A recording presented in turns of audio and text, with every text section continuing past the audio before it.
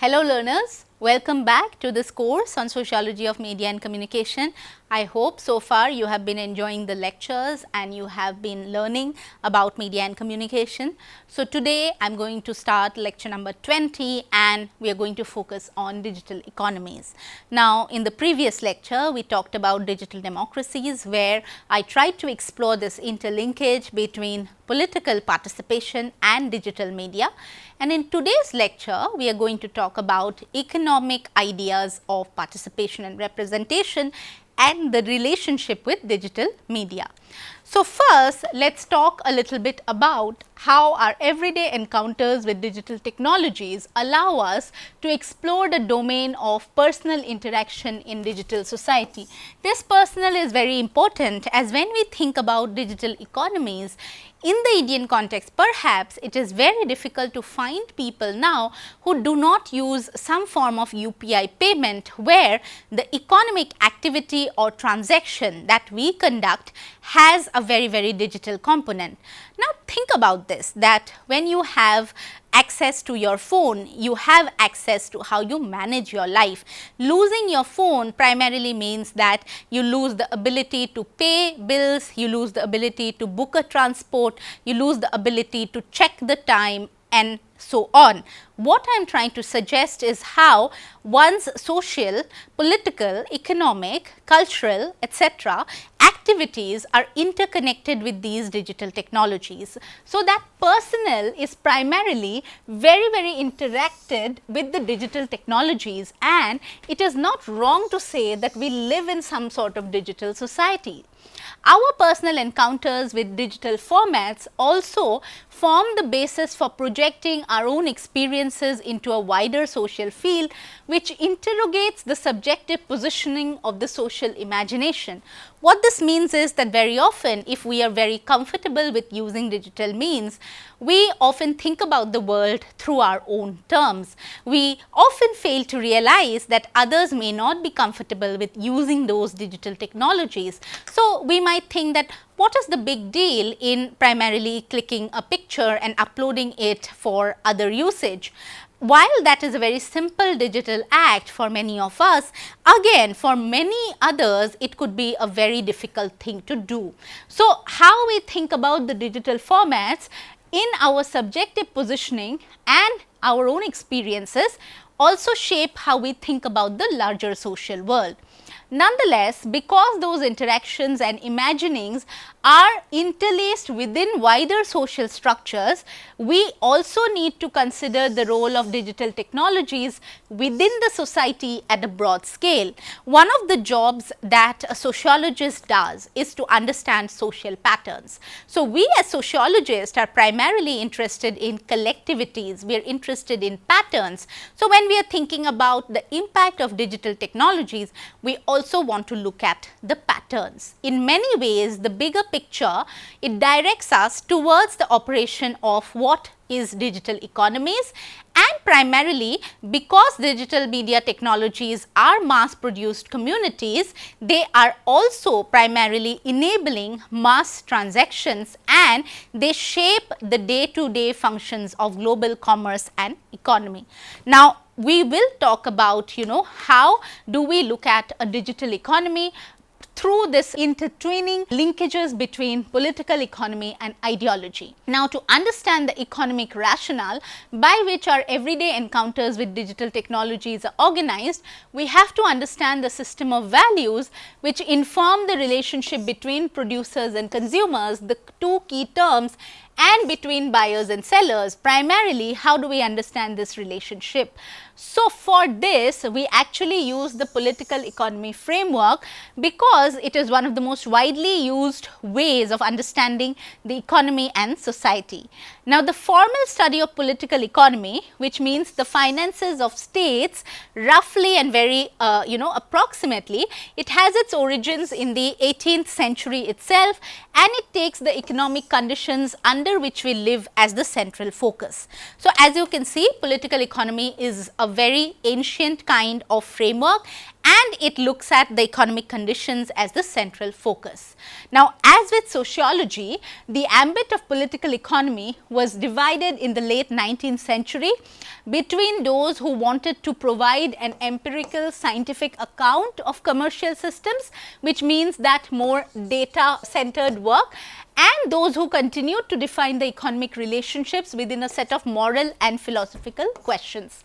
So, this is a disciplinary division within political economy, that one school would look at empirical scientific accounts and the other at moral and philosophical questions. The 20th century witnessed the emergence of a positivist tradition of economics, which became a social science discipline in its own right, and primarily it involves a functional modeling of economic systems. The positivist tradition means that it borrows its methods and perspectives primarily from natural sciences.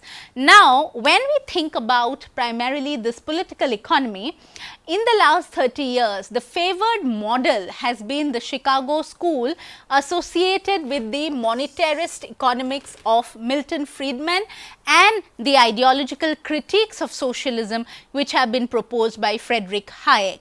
Broadly speaking, these neoclassical approaches, they reject the nationalist state management of capitalism, which was pursued from the 1940s to 70s under the influence of British economist John Maynard Keynes. Now, Keynes is a very popular name. When anyone does a little bit of economics, they come across Keynes.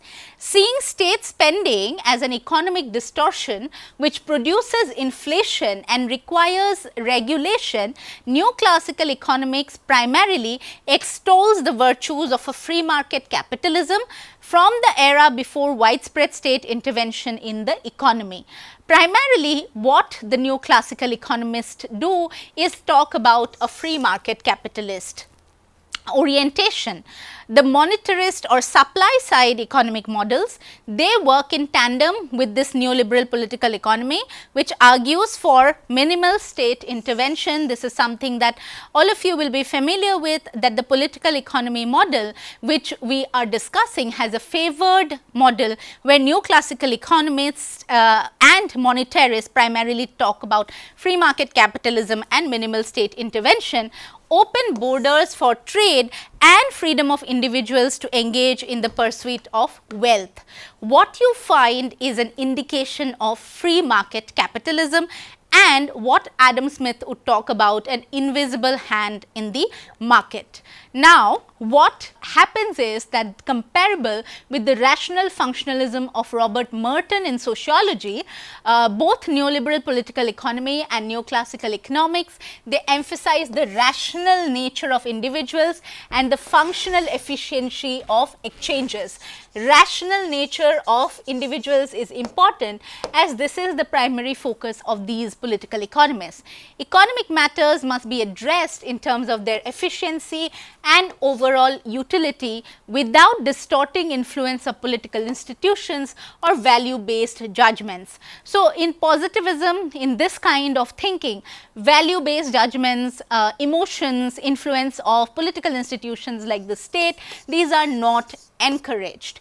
A free market is posited as the best guarantor of individual freedom, and by implication it is understood that the market should regulate governments rather than the other way around. What you see is an explanation of primarily neoclassical economy. Now, in the neoliberal political economy, a very quick way to understand what it means is that it is underpinned by the notion that society is comprised of rational individuals who make rational choices and decisions based upon their interests. It argues that the pursuit of self-interest will inevitably involve social interactions at the level of commercial exchange. It assumes that each individual will pay a reasonable amount for a desired good or service, and that this determines the value or price of particular exchanges. It also claims that the cumulative effect of large numbers of individuals Pursuing these rational self-interest through exchange is a social order that functions efficiently according to the rules of the market. So, the rules of the market are very, very significant. Now, it embraces the computerization of both commercial trade and economic management, seeing computers as the ultimate expression of rational logic and efficiency. And the same kind of debate is happening with AI now, where it is seen as rational and logical.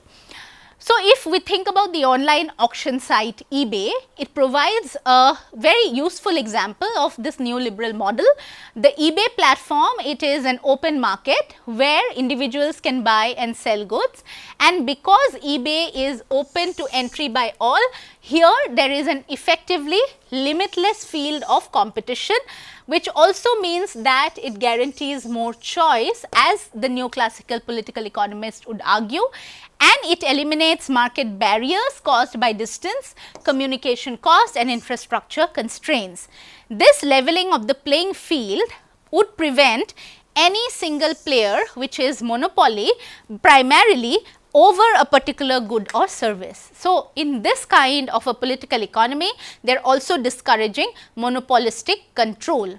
Now, a city becomes primarily the ground in which these kinds of neoliberal political economic processes take place.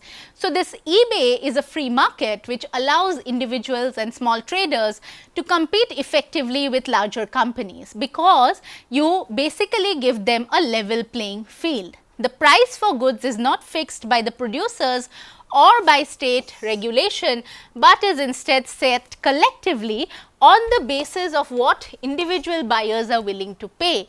There is a focus on choice.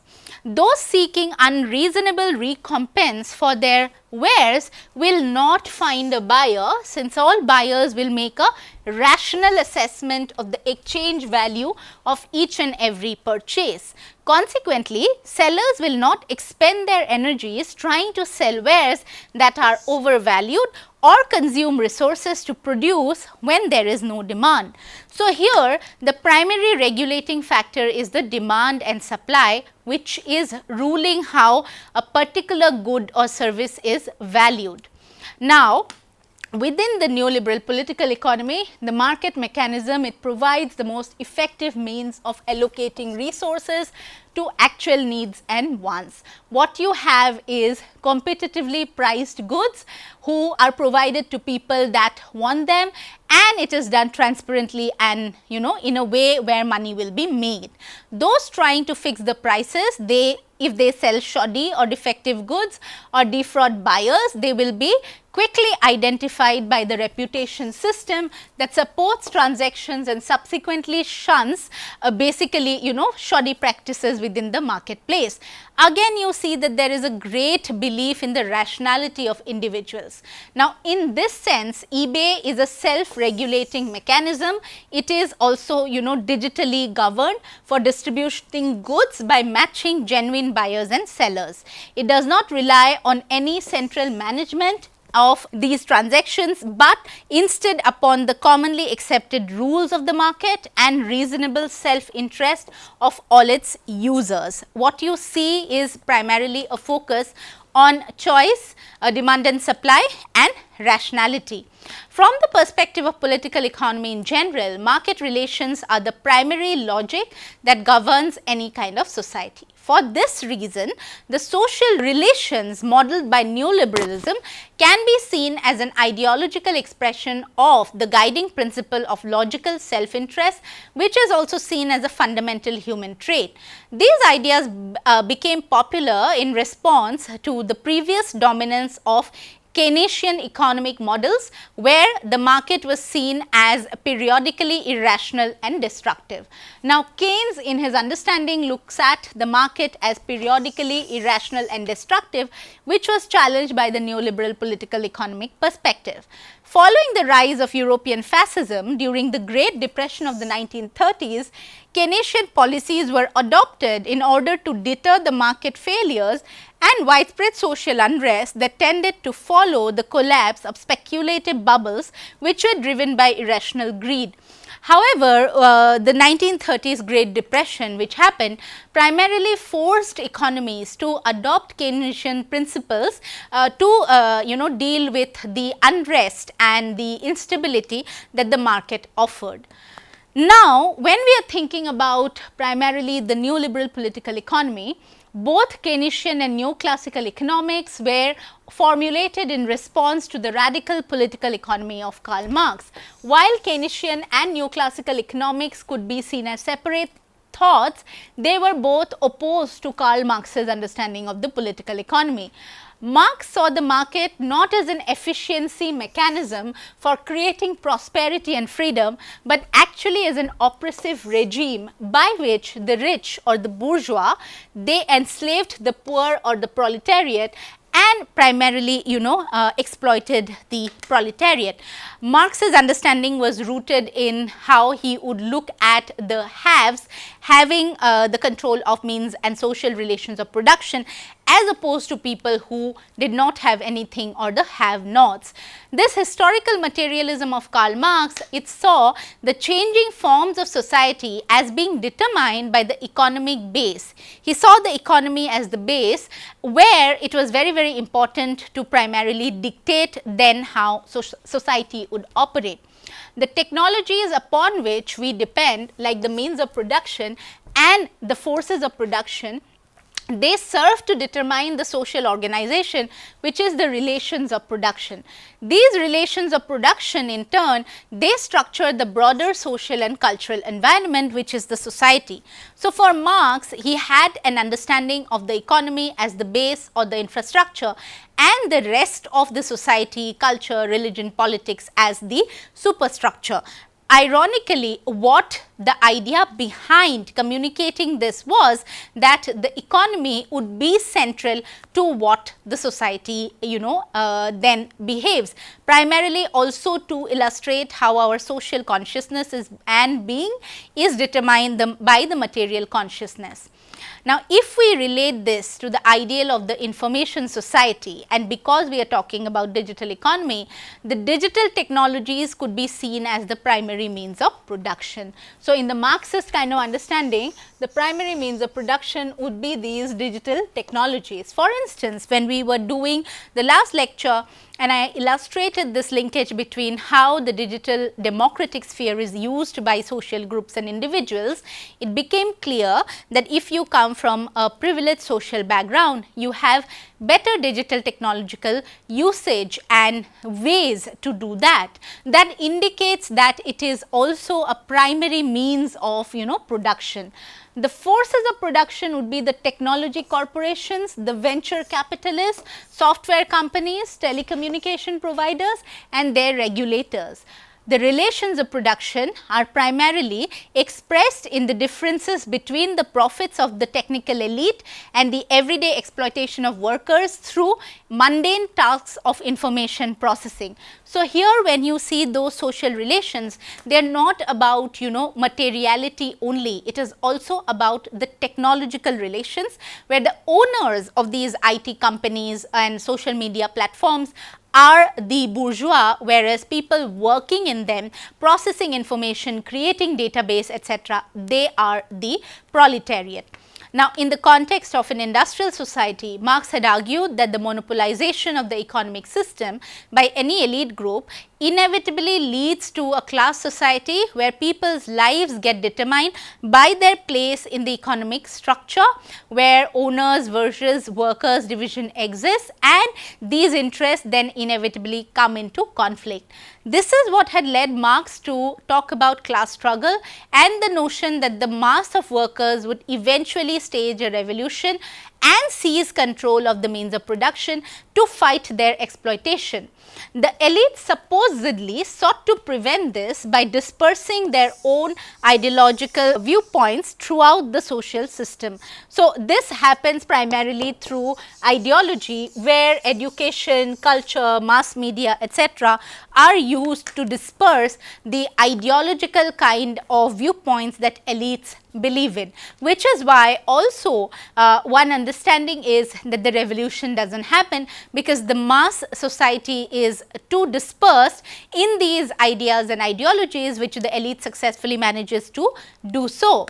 Now, in the neo-Marxist political economy, there is an underpinning that individuals are not free since their role in society is determined by the interest of the elite. So, the neo-Marxist political economy is drawn from the Marxist framework like the neo-Marxist school of thought that we had discussed when we talked about the culture industry. Now, this perspective argues that the means of production are monopolized by the elite in order to appropriate the value of the commodities produced by workers.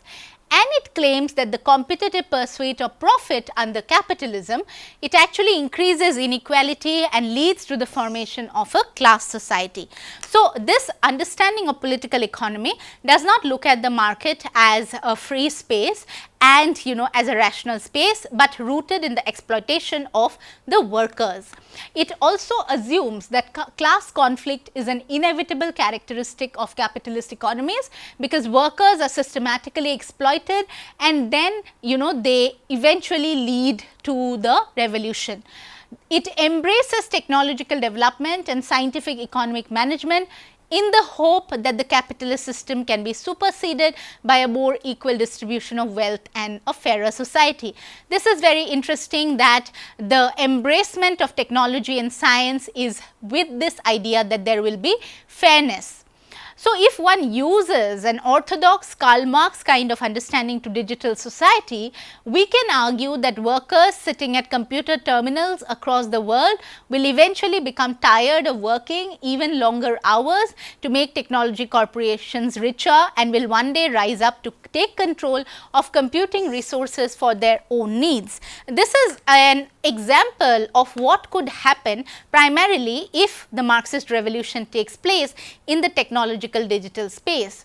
So far, we have discussed that how when we think about the information age, as Manuel Castells would talk about, the capital that we have is not just land or other means of production, it is also the technology, the digital. So, it is a very important part of how the neo-Marxist political economy tries to understand the digital economy.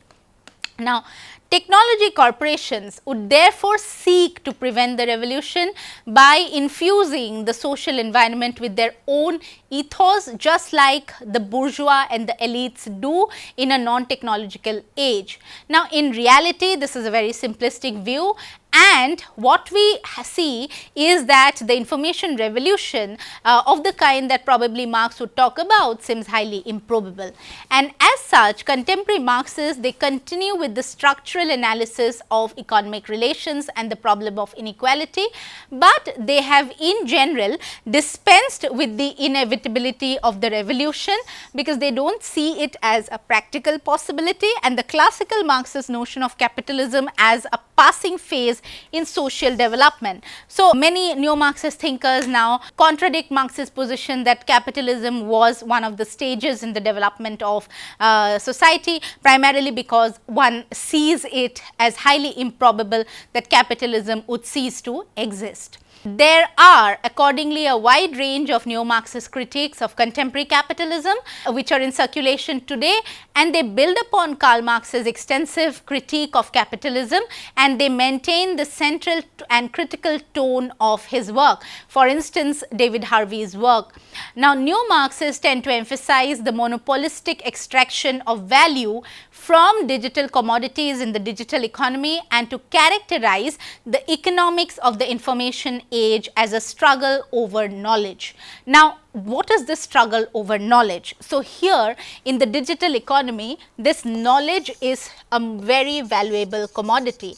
We had discussed in previous lectures how data now gets numerified, right, and it is numerically aggregated. So, that is also a part of how one sees knowledge. So, the way that these knowledge become important is part of how these debates and discussions on what a commodity is get articulated. So, what is happening in the digital economy is that these old political economist perspectives, whether as critiques of Marx or as critiques of Keynes, they look at the digital economy as a very important space to look at how the digital technologies play a role in one of life's most important aspects, which is the economic aspect.